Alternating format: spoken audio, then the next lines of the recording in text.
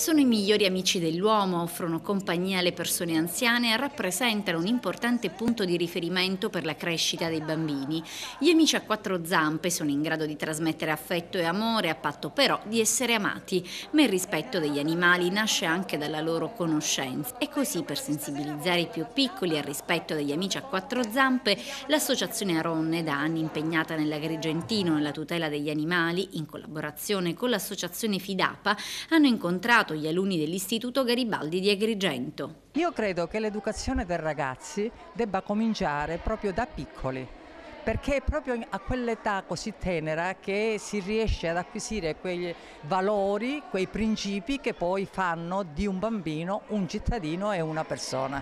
Un cucciolo è inconsapevolmente felice, non ha bisogno di tante cose per essere felice, quindi basta che ha la carezza del suo compagnetto di giochi, è felice, quindi trasmette questa felicità, questa voglia di giocare, di essere un compagno di vita, la trasmette sicuramente al bambino, e quindi sperando che il bambino, avendo imparato a rispettare l'animale, ricambi con lo stesso affetto e con lo stesso rispetto. Un incontro apprezzato e condiviso dal dirigente scolastico, ma anche dai più piccoli. Cura degli animali, cura dell'ambiente, cura del territorio, e in questo il compito fondamentale di tutte le istituzioni. Ovviamente in questo compito rientra la scuola che educa al rispetto della persona, al rispetto del territorio e al rispetto degli animali, perché gli animali sono fratelli insostituibili della nostra vita, elementi essenziali della nostra esistenza in termini di relazione, ma anche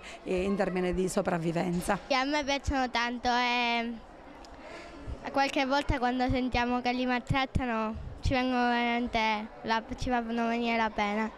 Perché secondo te è giusto rispettare gli animali?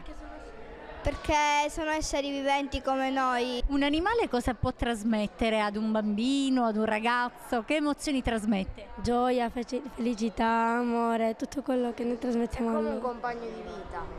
È come un compagno di vita. Ma i nostri cari amici animali, oltre ad essere fedeli compagni di gioco, sono anche abilissimi investigatori, come testimoniato dalle unità cinofile dell'Arma dei Carabinieri presenti all'iniziativa di ieri e intervistati dalla nostra Margherita Trupiano. Alla base di tutto c'è il gioco, quindi stimola il gioco, istinto predatorio, e il cane quando esce per la ricerca, per svolgere la ricerca, lui esce principalmente perché sa che esce per giocare, quindi trova la sostanza, trova il malvivente, trova la persona scomparsa e viene immediatamente premiato.